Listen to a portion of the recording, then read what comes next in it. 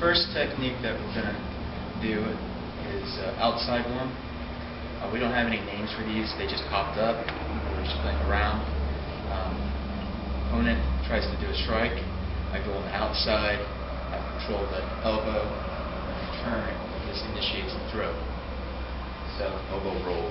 It's an elbow roll, kind of. So the way this will look is he comes in to Shomanate me. I kind of goblet step and just go with it.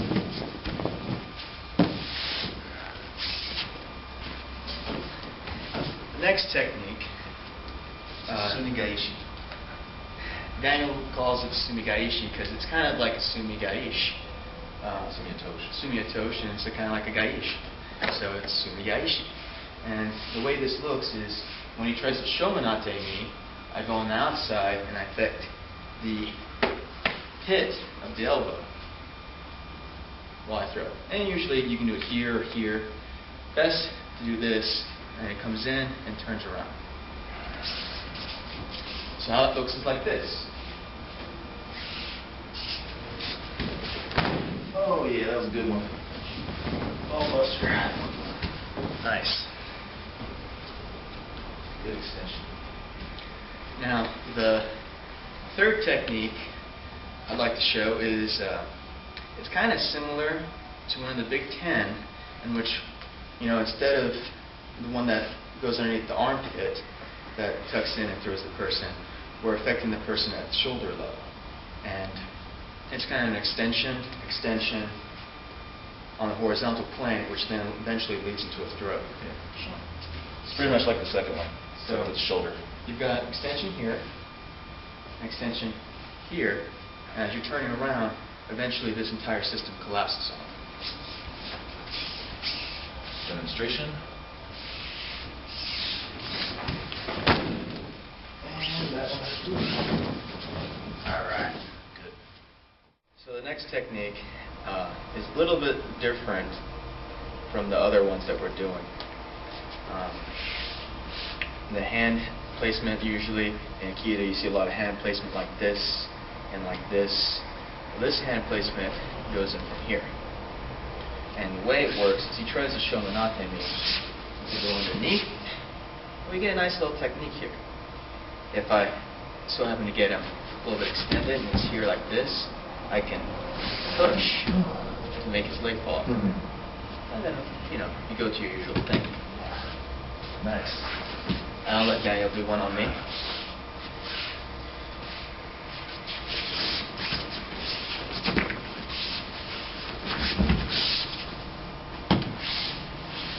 Pretty sweet.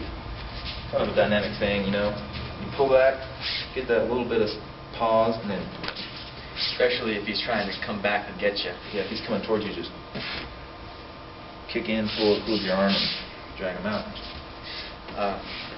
Classic kata, we know that you can always extend backwards and make him fall down. This is just a little bit of variation.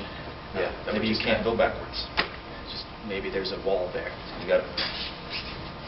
So if you just hit him, then he falls down. You don't have to worry much about going back to that wall. One more I remember. A good one. Attack with that arm. This one? Okay. That one. Pretty sweet, I like that one. Go ahead and explain it. It's like a funny Tommy needle thread and arm bar. Gaishi. Okay, so I can do it from this side too. Alright, so coming in, steps out. And so from this angle, his hand comes around. Get a nice tension fulcrum right here. And I'm just moving my spinner around it. Bringing it up to the throw, arm bar, whatever. So in real normal motion, it's just medium speed. This hand? Yeah.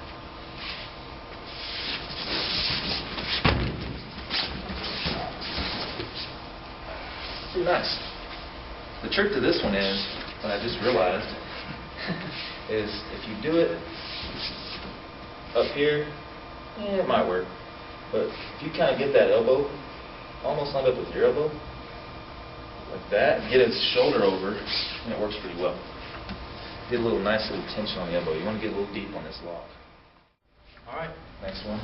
The next techniques we're going to work on is another part of what we consider the oval series.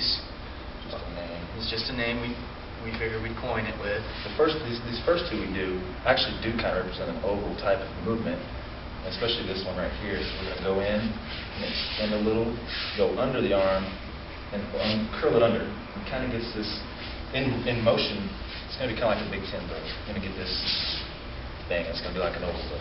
Just a name. Right. There's a number of ways to perform this technique. Nice and easy. I go down on a knee. If I go fast, I will flip. And this is the most dangerous one that we've discovered. Right. I'm going to go a little bit of speed, and he's going to kind of show what happens when somebody really committed wants to hurt you, and you perform the technique properly. Right there.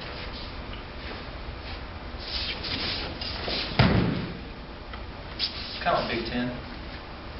You can do this so many different ways. And you know, when you're in static, you get less commitment. You got here, you extend, that's the key. In motion, you can just kind of get around it. But extension is a very, very important thing that most people, when they're beginning, they don't really pay too much attention to it. When you get higher in belt ranking, of course, extension becomes more foreplay. Forte, really.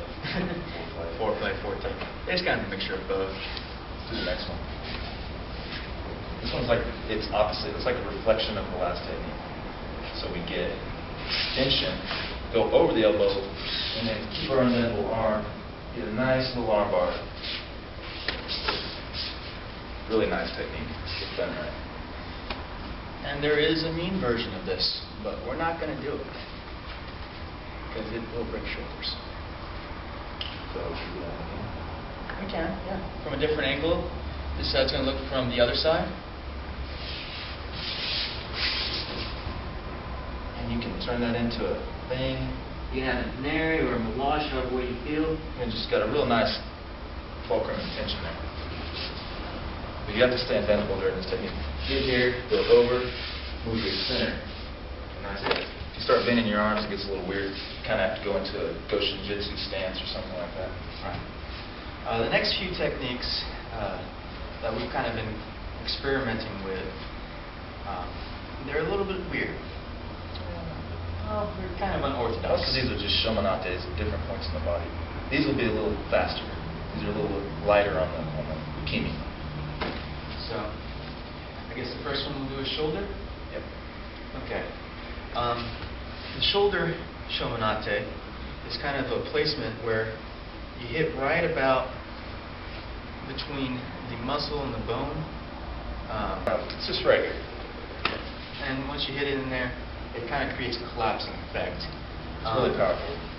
When Daniel hits it right, it can floor me. When I hit it right, floors him.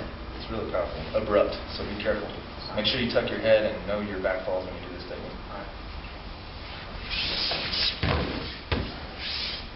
That can be a nice little armbar at the end, but whatever. It's not our focus here. From this angle here, it's really abrupt. You go straight down. That's why you need to tuck your head. The next one is it's opposite. A lot of these have mirror versions. Right. The opposite one is it starts out with shomenate, but because it's opposite, you don't really get the turn. Mm-hmm.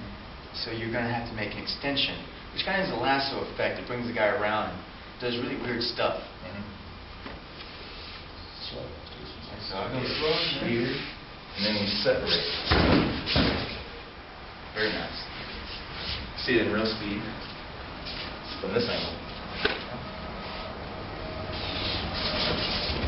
Oh my! It's very good. It's very nice. Without that little lasso at the end, it's really not as effective as that. The hip one's got a lot of room for growth. Just earlier today, we found a few variations in which you can bring in judo techniques. Mm-hmm. And you probably will see them right off the bat. So this one's a little close and kind of like nitty-gritty. It is. It happens when, say, your reaction time was just a little bit slower and you had to hit just off the bat, which can happen, you know. You're at a bar and stuff hits off the wall and you just gotta succeed. And these can be done a number of different ways. This is just the ones we like. These are really mean endings. So just slow. So first one slow. Switch on. So we get here, and then we extend. Let's bring it around to this side. Okay. What he's doing is he's displacing my hip, and when he does so, my entire balance has been taken away from me on one ankle. And he's exploiting that by doing his goblet step.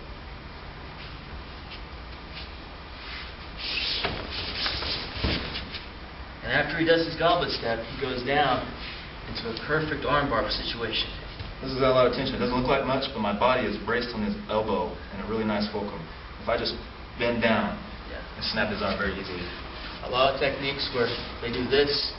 This is kind of a situation where he can actually do that, and it would terminate.